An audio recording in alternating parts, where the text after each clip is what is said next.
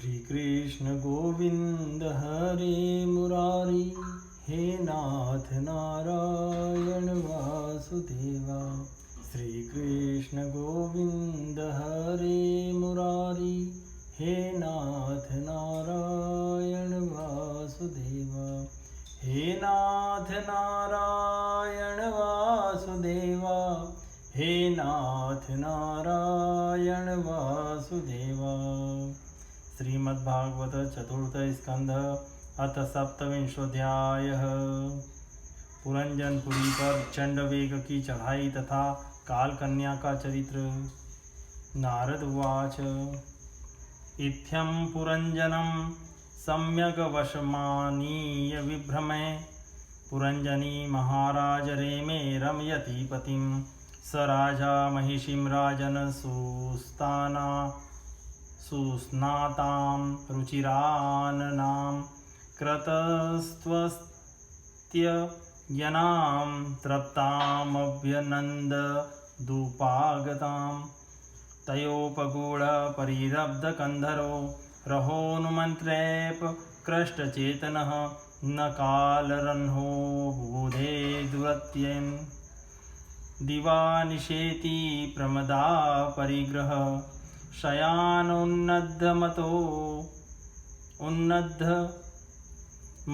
महामना, महाहरतल्पे महर्षि भुजोपधि, तामेव वीरो मनुते परं यत्, स्तमोऽभिभूतो न निजं परं च यत्, तयेवरं मानस्य काम कश्मलचेतसः, क्षणार्धमिव राजेन्द्र व्यतिक्रान्तं नवं वयः, तस्मां जनय पुत्रान् पुरंजन्यां पुरंजनः, शतानेकादश विराडायुषो धर्मथात्यगात्, द्रुहिर्त्रदशोत्तरशतं पितृमात्रयशस्करी, शीलोर्दार्यगुणोपेता पौरंजन्यः प्रजापते, सह पंचालपतिः पुत्रान् पितृवंशविवर्धनान्, दारे संयोजयामास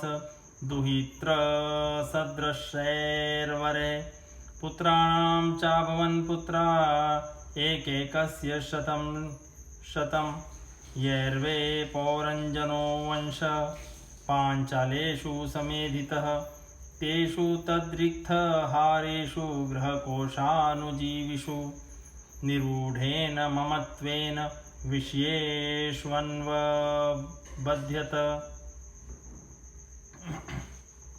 श्री नारद जी कहते हैं, महाराज, इस प्रकार वह सुंदरी अनेक नखरों से पुरंजन को पूरी तरह अपने वश में कर उसे आनंदित करती हुई विहार करने लगी।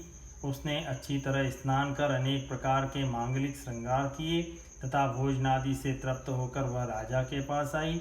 राजा ने उस मनोहर मुख वाली राज महिषी का सादर अभिनंदन किया। पुरंजनी ने राजा का आलिंगन किया और राजा ने उसे गले लगाया। फिर एकांत में मन के अनुकूल रहस्य की बातें करते हुए वह ऐसा मोहित हो गया कि उस कामनी में ही चित्त लगा रहने के कारण उसे दिन रात के भेद से निरंतर बीतते हुए काल की दुस्तर गति का भी कुछ पता न चला। मद से छका हुआ मनस्वी पुरंजन अपनी प्रिया की भुजा पर सिर रखे महामूल्य शैया पर पड़ा रहता। उसे तो वह रमणी ही जीवन का परम फल जान पड़ती थी। अज्ञान से आवृत्त हो जाने के कारण उसे आत्मा अथवा परमात्मा का कोई ज्ञान न रहा। राजन, इस प्रकार कामातुर चित्त से उसके साथ विहार करते करते राजा पुरंजन की जवानी आधे क्षण के समान बीत गई। प्रजापते, उस पुरंजनी से राजा पुरंजन के 1100 पुत्र और 110 कन्याएं हुई, जो सभी माता पिता का सुयश बढ़ाने वाली और सुशीलता, उदारता आदि गुणों से संपन्न थीं। ये पौरंजनी नाम से विख्यात हुई। इतने में ही उस सम्राट की लंबी आयु का आधा भाग निकल गया। फिर पांचाल राज पुरंजन ने पितृवंश की वृद्धि करने वाले पुत्रों का वधुओं के साथ और कन्याओं का उनके योग्य वरों के साथ विवाह कर दिया। पुत्रों में से प्रत्येक के 100 पुत्र हुए। उनसे वृद्धि को प्राप्त होकर पुरंजन का वंश सारे पांचाल देश में फैल गया। इन पुत्र पौत्र ग्रह कोश सेवक और मंत्री आदि में दृढ़ समता हो जाने से वह इन विषयों में ही बंध गया। इजे च क्रतुर्भिर्घोरैर्दीक्षित पशुमारके देवान् पितॄन् भूतपतिन्नाना कामो यथा भवान् युक्तेष्वेवं प्रमत्तस्य कुटुम्बासक्तचेतसः आससाद स वै कालो यो प्रिययोषितां चण्डवेग इति ख्यातो गन्धर्वादिपतिनृप गन्धर्वास्तस्य बलिनः षट्युत्तरशतत्रयं गन्धर्व्यस्तादृशीरस्य मैथुन्यश्च सितासिताः परिव्रत्या विलुम्पन्ति सर्वकामा विनिर्मितां ते चण्डवेगानुचरा पुरञ्जनपुरं यदा हर्तुमारेभिरेतत्र प्रत्यषेधत्प्रजागरः स सप्तभिशतैरेको विंशत्या च शतं समः पुरञ्जनपुराध्यक्षो गन्धर्वैर्युयुधे बलि क्षीणमाये स्वसम्बन्धे कस्मिन् बहुभिर्युधा चिन्तापरां जगामार्त स राष्ट्रपुरबान्धवः स एव पुर्यां मधुभुक् पाञ्चालेषु स्वपार्षदे उपनीतं बलिगृह्णन् स्त्रीजितो नाविदभयं कालस्य दुहिता काचित्त्रिलोकीं वरमिच्छति पर्यटन्ति न बहिष्मन् प्रत्यनन्दत कश्चन दौर्भाग्येनात्मनो लोके विश्रुता दुर्भगेति सा या तुष्टा राजर्षयेतु व्रतादात् पूर्वे वरम्। फिर तुम्हारी तरह उसने भी अनेक अनेक प्रकार के भोगों की कामना से यज्ञ की दीक्षा ली। तरह तरह के पशु हिंसा में घोर यज्ञों से देवता पितर और भूतपतियों की आराधना की। इस प्रकार वह जीवन भर आत्मा का कल्याण करने वाले कर्मों की ओर से असावधान और कुटुंब पालन में व्यस्त रहा। अंत में वृद्धावस्था का वह समय आ पहुंचा जो स्त्री लंपट पुरुषों को बड़ा अप्रिय होता है। राजन, चंडवेग नाम का एक गंधर्व राज है। उसके अधीन 360 महाबलवान गंधर्व रहते हैं। इनके साथ मिथुन भाव से स्थित कृष्ण और शुक्ल पक्ष की उतनी ही गंधर्वियाँ भी हैं। ये बारी बारी से चक्कर लगाकर भोग विलास की सामग्रियों से पूरी नगरी को लूटती रहती हैं। गंधर्व राज चंडवेग के उन अनुचरों ने जब राजा पुरंजन का नगर लूटना आरंभ किया तब उन्हें 5 फन के सर्प प्रजागर ने रोका। यह पुरंजनपुरी की चौकसी करने वाला महाबलवान सर्प 100 वर्षों तक अकेला ही उन 720 गंधर्वियों से युद्ध करता रहा। बहुत से वीरों के साथ अकेले ही युद्ध करने के कारण अपने एकमात्र संबंधी प्रजागर को बलहीन हुआ देख राजा पुरंजन को अपने राष्ट्र और नगर में रहने वाले अन्य बांधवों के सहित बड़ी चिंता हुई। इतने दिनों तक पांचाल देश के उस नगर में अपने दूतों द्वारा लाए हुए कर को लेकर विषय भोगों में मस्त रहता था। स्त्री के वशीभूत रहने के कारण इस अवश्यंभावी भय का उसे पता ही न चला। बहिष्मन इन्हीं दिनों काल की एक कन्या वर की खोज में त्रिलोकी में भटकती रही, फिर भी उसे किसी ने स्वीकार नहीं किया। वह काल कन्या जरा बड़ी भाग्यहीना थी, इसलिए लोग उसे दुर्भगा कहते थे। एक बार राजर्षि पुरु ने पिता को अपना यौवन देने के लिए अपनी इच्छा से उसे वर लिया था। इससे प्रसन्न होकर उसने उन्हें राज्य प्राप्ति का वर दिया था।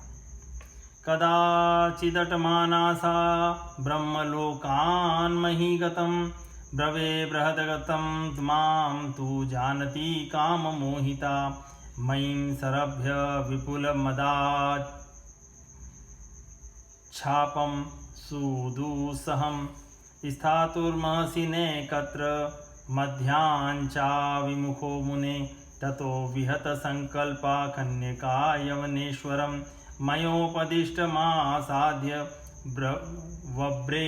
वव्रे नाम्ना भयं पतिं ऋषभं यवनानां त्वां व्रणे वीरेप्सितं पतिं संकल्पस्वयि भूतानां कृत किल न ऋष्यति द्वाविमावनुशोचन्ति बालावसदवग्रहो यल्लोकशास्त्रोपनतं न राति न तदिच्छति अथो भजस्व मां भद्र भजन्ति में दयां कुरु एतावान् पौरुषो धर्मो यद्धार्ताननुकम्पते कालकौन्यो दितवचो निशम्य यवनेश्वरः चिकीर्षुर्देव गुह्यं न सस्मितं तामभाषत मया निरूपितस्तुभ्यं पतिरात्मसमाधिना नाभिनन्दति लोकोऽयं त्वां भद्राम सम्मतां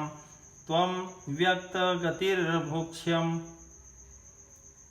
लोकं कर्म विनिर्मितं याहि मे प्रथनायुक्ता प्रजानाशं प्रणेष्यसि प्रज्वारोऽयं मम भ्राता त्वं च मे भगिनी भव चराम्युभाभ्यां लोकेऽस्मिन्नव्यक्तो भीमसैनिकः। एक दिन मैं ब्रह्मलोक से पृथ्वी पर आया तो घूमती घूमती वह मुझे भी मिल गई। तब मुझे नैष्ठिक ब्रह्मचारी जानकर भी कामातुरा होने के कारण उसने वरना चाहा। मैंने उसकी प्रार्थना स्वीकार नहीं की। इस पर उसने अत्यंत कुपित होकर मुझे यह दूसरा श्राप दिया कि तुमने मेरी प्रार्थना स्वीकार नहीं की, अतः तुम एक स्थान पर अधिक देर तक न ठहर सकोगे।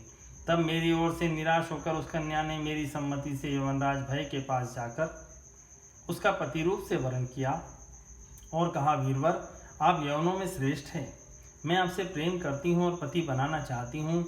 आपके प्रति किया हुआ जीवों का संकल्प कभी विफल नहीं होता। जो मनुष्य लोक अथवा शास्त्र की दृष्टि से देने योग्य वस्तु का दान नहीं करता और जो शास्त्र दृष्टि से अधिकारी होकर भी ऐसा दान नहीं लेता, वे दोनों ही दुराग्रही और मूढ़ हैं, अतएव शोचनीय हैं।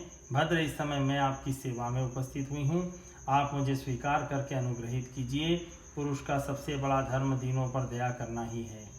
काल कन्या की बात सुनकर यमनराज ने विधाता का एक गुप्त कार्य कराने की इच्छा से मुस्कुराते हुए उससे कहा, मैंने योग दृष्टि से देखकर तेरे लिए एक पति निश्चय किया है। तू सबका अनिष्ट करने वाली है, इसलिए किसी को भी अच्छी नहीं लगती और इसी से लोग तुझे स्वीकार नहीं करते। अतः इस कर्म जनित लोक को तू अलक्षित होकर बलात् भोग। तू मेरी सेना लेकर जा। इसकी सहायता से तू सारी प्रजा का नाश करने में समर्थ होगी। कोई भी तेरा सामना न कर सकेगा। यह प्रज्वार नाम का मेरा भाई है और तू मेरी बहन बन जा। तुम दोनों के साथ में अव्यक्त गति से भयंकर सेना लेकर सारे लोकों में विचरूंगा। इति श्रीमद्भागवते महापुराणे पारमहंस्यां संहितायां चतुर्थे स्कन्धे पुरंजनोपाख्याने सप्तविंशोऽध्यायः सम्पूर्णम्।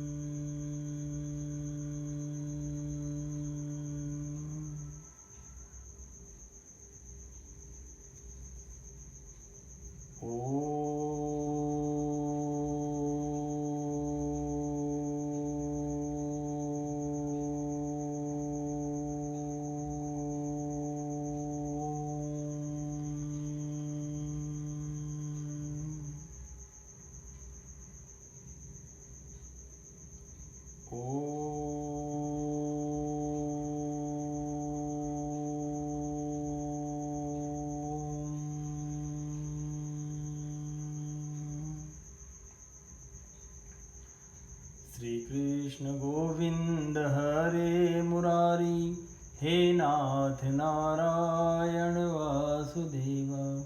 श्री कृष्ण गोविंद हरे मुरारी, हे नाथ नारायण वासुदेव। हे नाथ नारायण वासुदेव, हे नाथ